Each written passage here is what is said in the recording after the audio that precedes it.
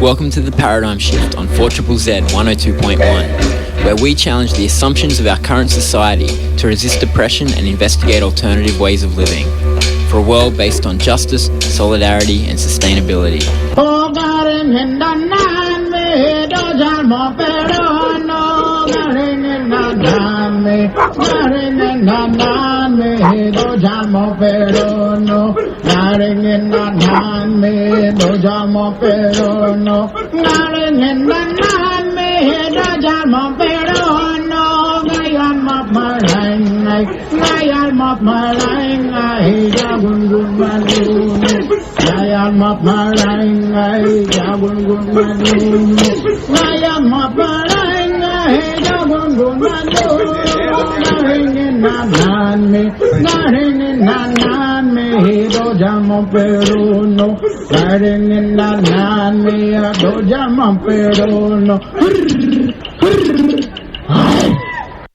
Welcome to the Paradigm Shift on 4ZZZ 102.1 FM.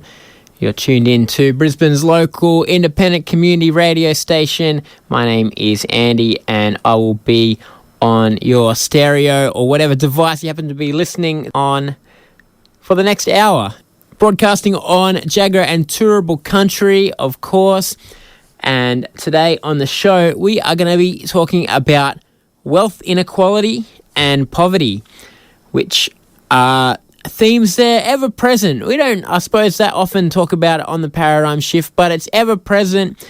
It's a part of our world generally. People have always hoarded what they can at the expense of others who might need it. And it's certainly a part of our economic system, broadly known as capitalism, that we live in. It's a system of generating wealth, and it does it by exploitation. And as it happens, those who have the wealth, the capital, are able to make more wealth, and those who don't are forced to sell their labour in order to get enough to survive. That's a rough, basic description, but anyway, there are things about an economic system that certainly lend themselves to income inequality, and there have been numerous studies over the years to talk about income inequality going up.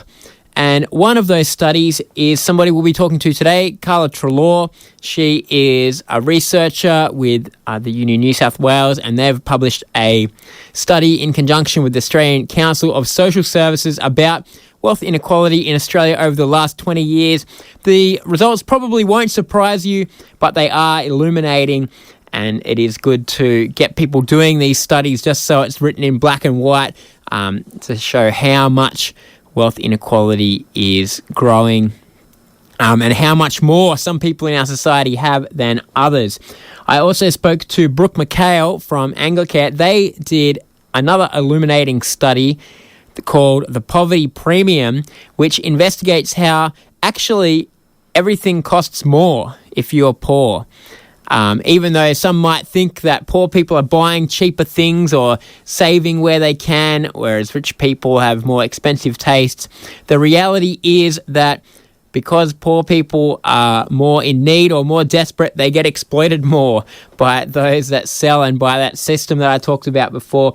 And so that's actually a very good study for illustrating what I think a lot of people would feel intuitively, but doesn't often get written down or said by a kind of peer-reviewed source. And so I spoke to Brooke McKail as well, and we'll hear that in the second part of the show. So a lot of researchers today will be a little bit more maybe dry than the activists I might talk to some other times, but it's very good to talk to these people who are getting the data and who are putting it out there for everybody to see, and we'll talk about what conclusions they draw. They're a bit more sort of mild than others would be in their criticisms because they're just researchers. And also, I guess, like many in our society, we just live in this system and it's so hard to see any alternative, especially any realistic one. You know, you get your average student Marxist is certain that they have all the answers, but it's very hard to figure out any other way that we could organise things. So there's a little bit of systemic critique, but ultimately just talking about government policies that could be better is the main conclusions to be drawn. And so I think we have to work on other things. Waiting for the government to fix these things is a strategy that is not likely to get us to a point of more equality for various reasons.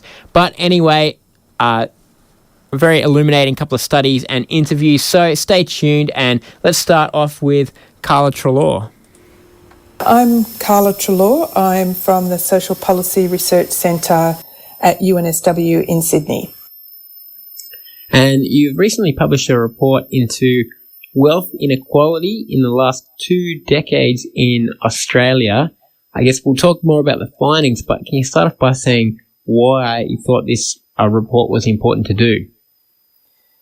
Yeah, so we work with the Australian Council of Social Service, ACOS, and in a partnership about poverty and inequality. So we put out these reports periodically looking at the latest available data to see what's changed, what's happening, what are the trends in elements of poverty and inequality. So we've got data over the last 20 years. It's a moment to look at the findings and go, okay, that's what's happened to our Australian society over the 2 decades. Are we happy with that? Or do we want to think about what policy resets or tweaks we could think about for the next 20 years or 30 or 50 years? Yes, well, I suppose we should go on now to what are the findings of the report. What's happening with Australian wealth inequality? Over the last 20 years, wealth in Australia has grown for everybody, but not at the same rates. And as you can imagine, the richer have got richer and the less well off haven't fared so well.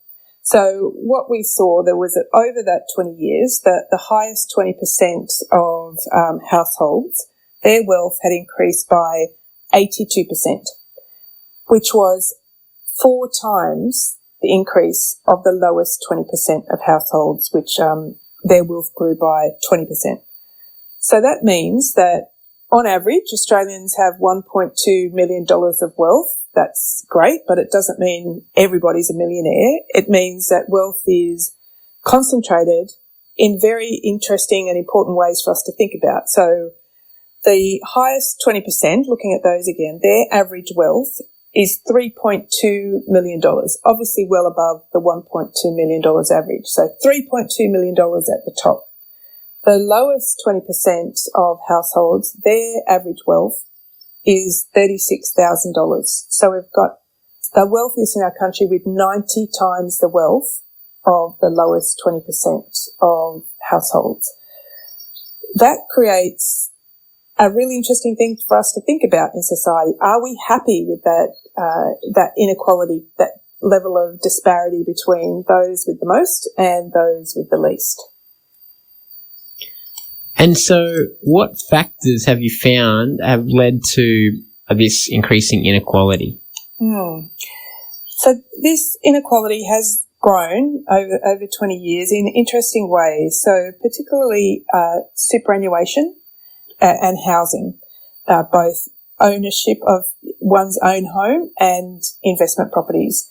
And to stay with investment properties for a moment, we sometimes hear talk about, it's mum and dad investors from middle Australia who are benefiting from investment properties. But our data doesn't hold that up at all. The vast majority, like 82% of all investment property value, is held, again, by that 20% of people at the top. And the same with shares. It's about almost about 80% as well, held by that top 20%.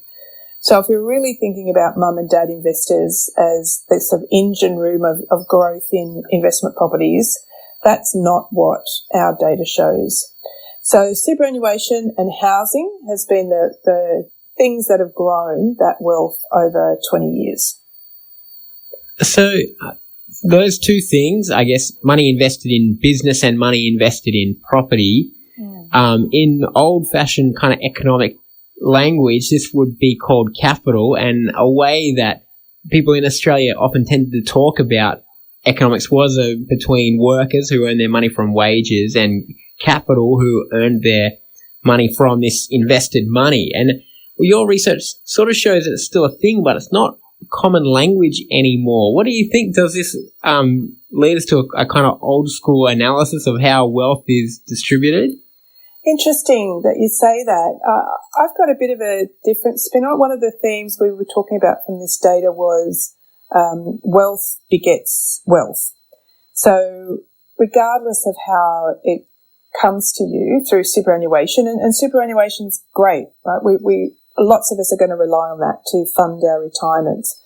But the settings within superannuation are really not geared to taking account of people who have time out of the workforce for caring or raising children or through illness or job loss or whatever the situation might be.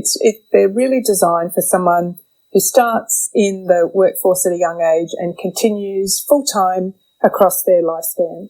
So we need to be thinking about, we need to be thinking about the taxation settings within superannuation that at the moment they're all set the same for everybody, and we need to be thinking about how we can benefit people who are doing it tough at that lower end of income. And I think the other thing about wealth begetting wealth is around housing and property. Every day we see headlines where some families are able to help out their adult children with the purchase of a home, and there'll be many families who just don't have those resources to help out their adult children. So we're creating further inequality right now, where we set up some young people for stepping onto the property investment ladder, which we know builds more wealth over time, and another class of people, the rentiers, who are going to take a long time to be able to, if ever, afford to buy a house, and they'll be renting over the very long period.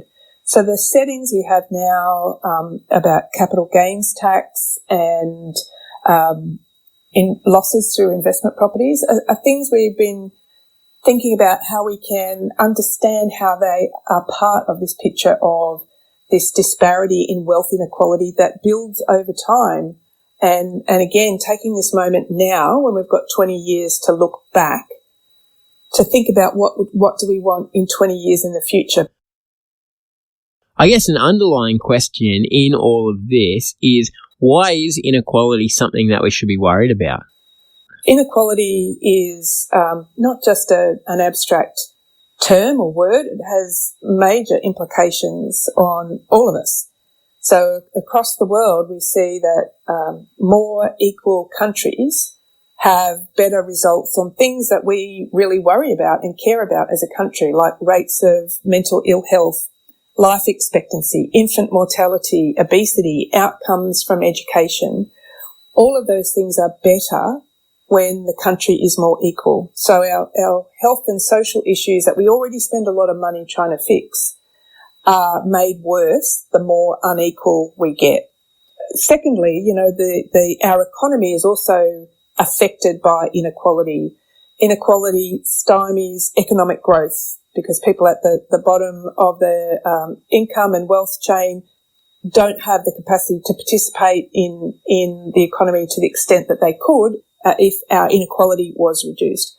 And third, the last thing, inequality can create really deep resentment and lack of trust in governments and lead to, as we've seen around the world, social and political instability. So health and social issues, the economy, stability, these are all things that are impacted by inequality. And that's why we're drawing attention to these data now to say, okay, we can see the patterns of the last 20 years. Do we want to keep repeating those for the next 20? Or do we want to tweak policy settings to think about a different pattern that we could produce over the next couple of decades? You've mentioned there that wealth begets wealth, which is a pretty simple explanation of how this has happened, but it's a pretty dramatic amount of inequality. And you mentioned there, I guess, some government policies that are kind of set up that benefit the rich unequally in how much they benefit the poor. I guess, is that a part of it as well, the political influence of wealth, and also the people that are in politics often belong to the higher strata of wealth? Is this something that is a factor in this? Yeah, so we'd love to see, all of us would love to see politicians that reflect the bigger Australian society, and there's definitely people who've entered politics with a range of experiences. So that's great, and we should applaud that and encourage lots of people to become interested and involved in politics. I think the other thing we can draw perspective from is these last couple of years of COVID experience and the changes in social policy that were made to ensure that people who were losing jobs overnight or losing work hours and at risk of poverty were taken care of. So as a society, we think that's what government should do, is take care of people during tough times. And so increases to job seeker and job keeper were made, so people weren't having to rely on the very low base rate of unemployment payments. So that change in social policy was kind of a natural experiment. So overnight, more than 600,000 people were lifted out of poverty. It's one of the biggest changes and impacts of social policy over the last decades. As those payments or increased payments were wound back, poverty rebounded back to pre-pandemic levels. So it's an interesting thing to think about. Like when there's a will, there's a way. And when we can see that we want to take care of people who are doing it tough, there is the choice to be made by governments of the day to say where we're going to put our investment. For us, we're trying to make the argument that both poverty and inequality affects all of us. It affects those things I mentioned before, health and social problems, the economy overall, and stability. So these are the reasons we're putting forward to say we want to look at these wealth inequality patterns, to think really carefully about the settings in our social policy and what they might deliver for us over the next 20 years. Even greater inequalities that exacerbate those health and social problems that are also very costly?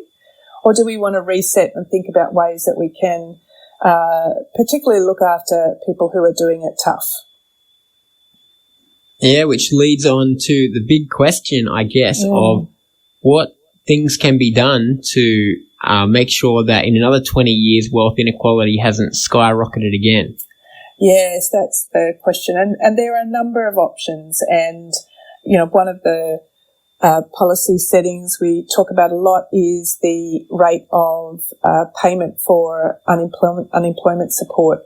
So that has increased since COVID, but it's still quite below the aged pension rate, which is or what we consider that people should be able to have a very modest standard of living on. So with unemployment benefits and youth allowance and other payments being very low, it means that people are slipping further and further behind and unable to do things like get the car registered so they can go and look for work, or put petrol in the car, even buy food and meals, go to the doctor when they're needed. So we're really forcing people to make very difficult choices right now about what's the priority.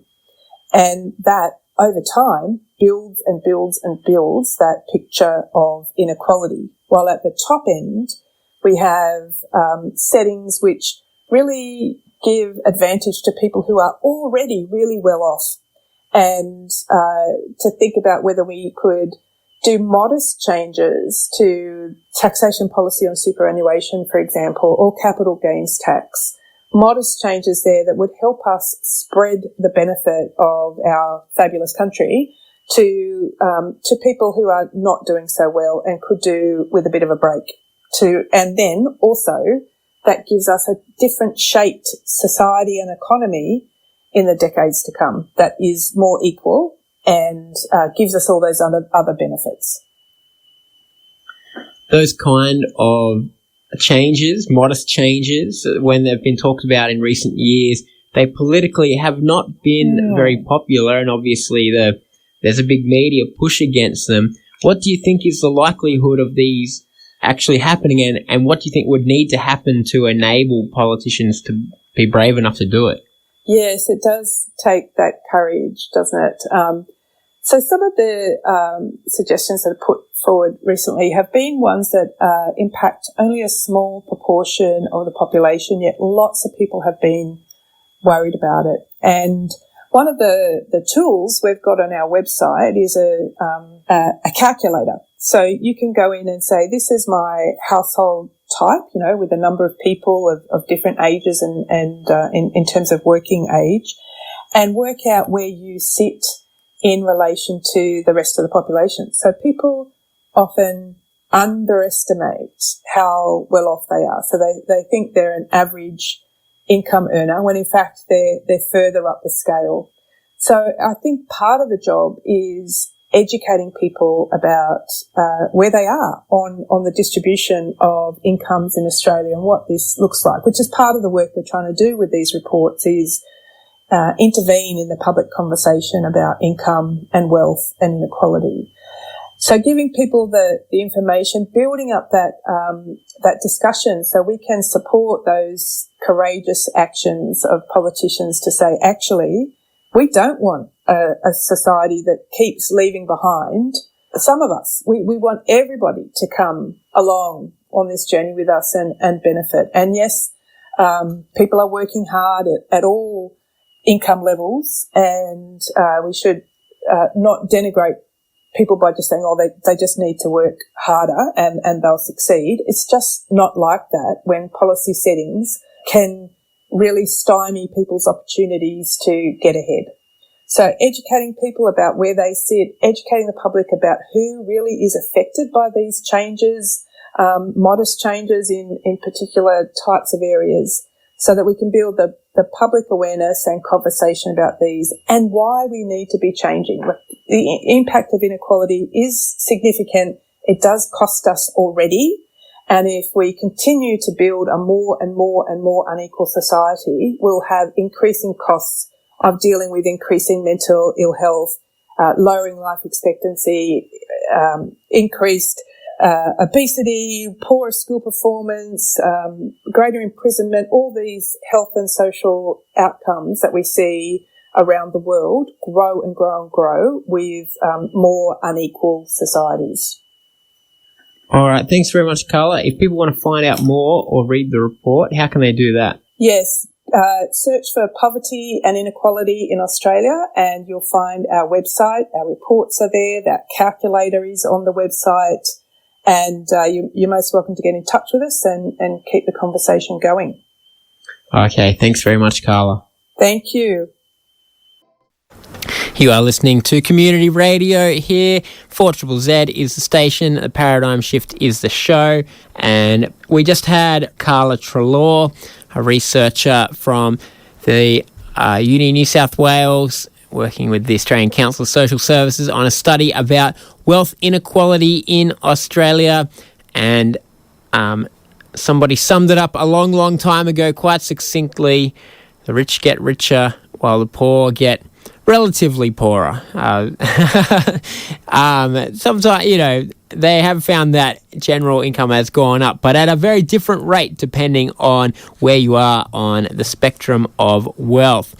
Now, I've got another study that has been recently done by Anglicare. This one's very interesting and quite illuminating, I think. A lot of people would be surprised by what it finds. They've called it the poverty premium, and basically it's finding out how and explaining how everything costs more if you are poor, actually, to get through in your daily life. And they've worked this out in a lot of different factors that influence this. And so let's have a listen to Brooke McKail to find out more. I'm Brooke McKail and I'm the National Policy Director at Anglicare Australia. And as part of that role, you've also been part of authoring a report called The Poverty Premium. Can you tell us, first off, why you thought there was a need for this report?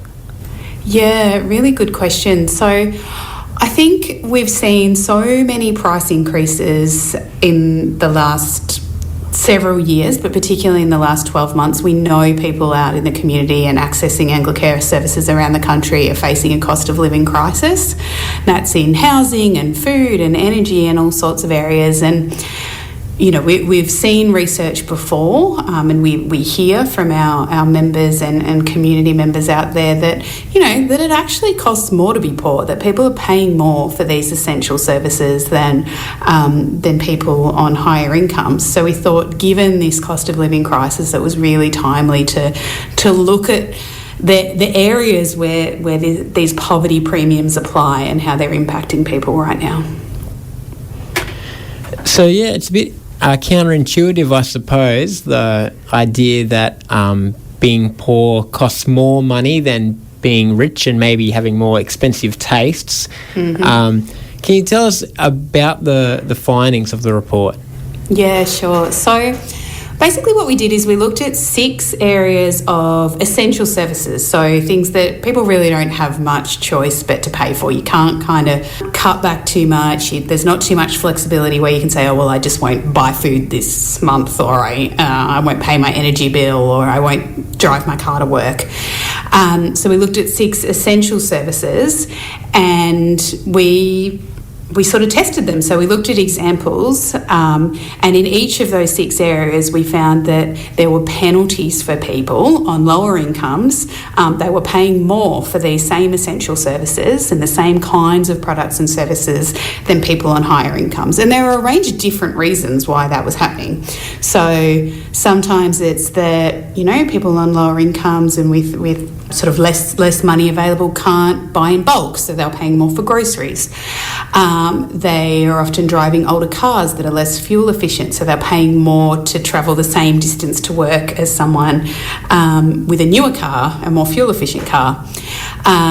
We found that car insurance is so much more expensive. There's a really significant 60% poverty premium in the example we looked at, just for living in a lower socioeconomic area. So in a poorer area, people were paying, with the same car, same kind of property, people paying 60% more for their car insurance. Also things like not being able to pay in advance or pay up front for things, wanting to pay by instalments, all those kind of things were penalties. People are paying more, and they all added up to this poverty premium that we found across all 6 essential areas. So I guess one interesting question is, did this just accidentally work out like this, or do you think that there's a way of our economic relations existing that has intentionally done this? Yeah, really good question.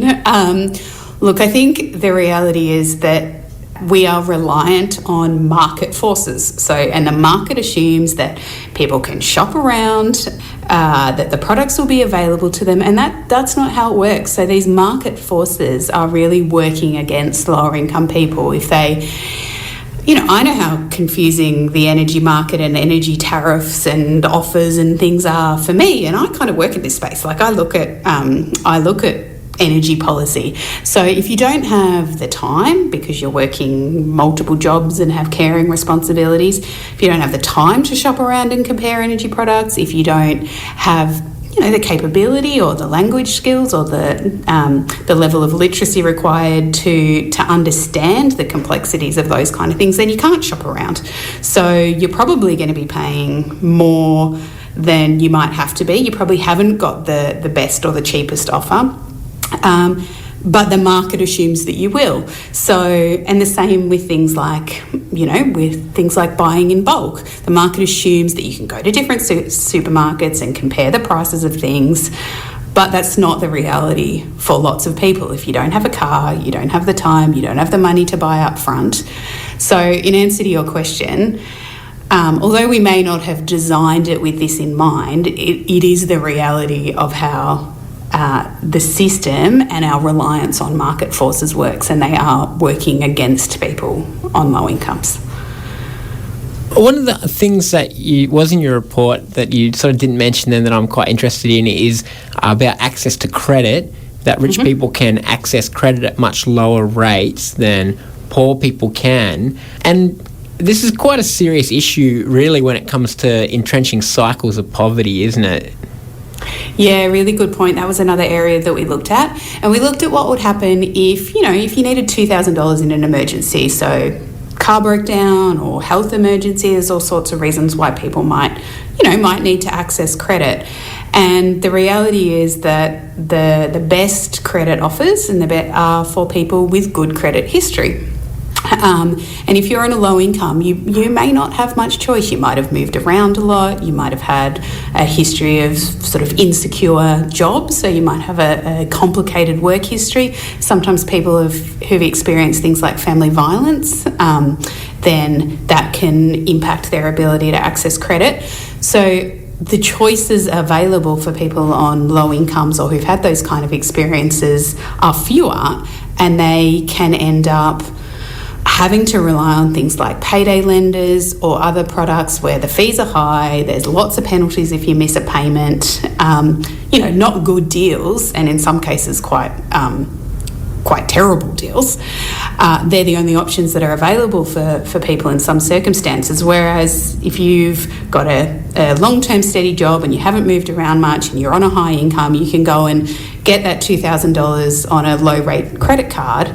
And it's going to be a much cheaper product. You're going to pay much less money in the end for that $2,000 than if you've had to rely on a payday loan or some other kind of high interest product, because that's the only one that's available to you. So I think we found about a 40% poverty premium comparing a low interest credit card on a $2,000 loan to a payday loan. So people would pay 40% more if they had to choose that payday loan product. One of the things that has to be drawn out of this report is that it's not just that each individual product costs more, it's that if over a long period this really kind of entrenches income inequality, and then there's other social factors as well that come from that kind of entrenched inequality as well, isn't there? Yeah, 100% right, Andy. I think the thing that we feel like the report really showed was the kind of cumulativeness. So this is not just one type of product or service that costs more. It was really across all the ones that we looked at. So, these poverty premiums are creeping in and they're applying to people everywhere. And I think the other thing that we really reflected on in the report is the reality of that is sometimes, in the media or by government, or there's this sort of perception that people on low incomes are struggling because, they've made poor choices. But the reality is they're having to make good choices all the time. They're having to be more resilient and more prudent and more savvy with their money than people on higher incomes, because from every angle they're having these premiums and these penalties coming at them when they already had less. If you're on a higher income and cost of living goes up or you need access to credit, you can make savings somewhere. You might cut down on going out or going to the movies, or maybe you don't go away on a holiday this summer. But for people who are living on Centrelink or on low incomes, they never had those luxuries. They were always living, money was always incredibly tight. They were always having to be super savvy and watch every dollar and living below the poverty line. So they don't have those options of making those kind of of exchanging a trip to the movies. They don't have that option. They're having to cut back on food, or turn off their heating or air conditioning, or cut back on insurance, which really sets them up for future risks, I guess. So that's one of the things that we really wanted to draw out in this report, that it's the market and the system that's really working against people, and kind of setting them up to fail in lots of ways. What's been the response to the report? I mean, you've given it to media and presumably as well to government figures. What have people said? Yeah, there's definitely been lots of interest, and I think everybody is feeling the cost of living crisis at the moment, and so there was something in this report that resonated for everyone. So we've had a really strong response to it, and I think coming on the heels of things like the Robo-Debt Royal Commission, these kind of reports and conversations are helping people to understand that Poverty is a policy choice, it's a result of the systems and the markets. It's not a result of choices that any individual person makes. So we've had a really positive response to that. Now, a lot of the report is not just taken up by describing the problem, but you do have a number of recommended solutions. Can you tell us about some of them? Yeah, sure. So I guess the number one solution to the problem of the poverty premium is lifting people out of poverty. So if people didn't live in poverty, the poverty premium and the poverty penalties wouldn't be such a big deal. So the number one recommendation that we make in this report is to raise the rate of JobSeeker and other Centrelink related payments above the poverty line. So nobody's living in poverty and having to experience these premiums over and over again. And similarly, making sure that the minimum wage is set at a level that is livable, where people can afford the essentials of rent and food and insurance and energy. So they're kind of the two big recommendations from this report. We also look at a range of ways that we can reduce the burden and the impact of poverty premiums, and that's things like, making sure that people on low incomes and living in rental properties have access to solar panels so that they can pay less for energy the way that higher income people who can afford to install and pay up front for panels can. Looking at low income insurance products so that people have options to insure their homes and cars. Things like investing in energy assistance brokerage and financial counselling services, so people that need support with their finances, who need help in doing those things like comparing products so that there's options available. So there's a range of ways that we can reduce the impacts of the poverty premium, but what we really need to do is lift people out of poverty in the first place. So most of those responses and other ones that you've got about proposed stage 3 tax cuts and things like that, they're about government intervention into the market. I mean, do you see that as the only solution, or do you think that there are ways outside of government intervention that things could become a bit more equitable? Look, I think government does have control over a lot of the levers that make a big difference in this space. So things like they set the rate of social security payments. And as you just mentioned, government is continuing to move towards the stage 3 tax cuts, which is actually putting money back into the pockets of higher income Australians. So there's really significant things that government can do to address this and to support people in poverty and lift people out of poverty.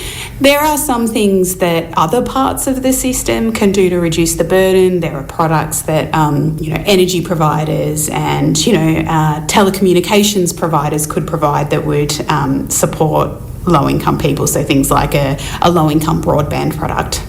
But I think government is where the major changes are. If people are interested in reading the report or finding out more, how can they do that? Well, you can get on the Anglicare Australia website or have a look at our social media. All right. Thanks very much, Brooke. Thanks, Andy. Bye-bye. We were listening to Brooke McKail, who is from Anglicare and wrote a report, The Poverty Premium. A lot of interest. We've had a few people texting in. I think a lot of people are really recognising the truth in that report, and a lot of people struggling right now. And yeah, it's definitely a situation that we're in where it always is the case, because as we've said at different points in the show and I said at the start, this is the economic system that we live in. It is a system of exploitation. It's not designed to distribute goods and services to everybody who needs them. It is designed to extract profits out of whatever materials, and our labour is one of those materials that can be put to work to make profits, and it does that, automatically. That's how the whole thing is set up, and so money comes out of the poorest people and goes to those who are investing wealth in. And somebody was talking about, they're not sure if it's true, but McDonald's and Hungry Jack's cost more in lower socioeconomic communities. I'm not sure that's true, but I do know that in a lot of places it is much harder to get fresh fruit and veg, and that ultimately people are forced to eat these kind of junk foods and things like that because actually it's all they can access. And as well, people in insecure conditions, often it's hard to cook, to store food, and to buy even a week's worth of groceries. You've got a little bit of money, you buy whatever meal you can. And so that was one of the things that we were talking about. I think before we end the show, I guess these reports, they talk very much about government policy, and it's the way of sort of NGOs and universities, report writers, is that they table these reports, they put the information out there, and they think that somebody in government will do something about it, or that the Australian public in voting will do something about it. We've just seen in recent years that it's just not that simple. Policies that could help on this haven't turned out popular. They've been hammered by the media. Politicians that you think will represent you are compromised by the system. And so I think we've got to look for other ways to work around it together. And there's various organisations in Brisbane doing that. Some doing what they term mutual aid, so people just purely helping each other out because we all need helping out at some point in our life. So you have groups like Anti-Poverty Network, which are trying to provide information and basic necessities and food for people that are broke. Things like the Brisbane Tool Library, which means that you can borrow some of the things that you might need without having to buy everything. And then there's groups that are trying to use the power of collective organising. The South East Queensland Union of Renters is one example. And I think trade unions, of course, are another example of, and historically, one of the ways that those at the bottom of the food chain of wealth extraction, those who just have to go and work and get paid and are dependent on selling their labour, one of the ways we can get a bigger cut of the pie, the profits pie, is by organising collectively in a union. And of course, there's still lots of unions out there, and they're still out there doing it, and union membership has plummeted as we've been fed the myth of kind of each person out for their own, and each person can be an entrepreneur and an investor and whatever, and the idea of collectively organising has suffered. But those unions are still out there. And in terms of solutions, well, we need to talk about systemic things, and if we're going to be real, of course, we also need to be realistic about what we have abilities to do, which is not to straight away overthrow the system, but there's deep-seated reasons why some people are poor in our society and some are rich. And so, I think throwing around some more ambitious ideas about how we can, say, limit profits with taxes, or by expanding the number of non-profits when it comes to providing services and things like that. And rather than providing tax cuts to the middle classes, which has been the policy of both parties we've recently seen in government, ways that we can start taxing people to a bit more equitably. And so maybe taxing inheritances a bit more to stop wealth just accruing at the top end, things like that. Anyway, there's lots of things to do. We're out of time on the paradigm shift. We won't be able to solve all the issues of wealth inequality today, but we'll be back next week, and we'll keep on bringing you voices who see other possibilities for our society other than what we're stuck with. I'll see you next week.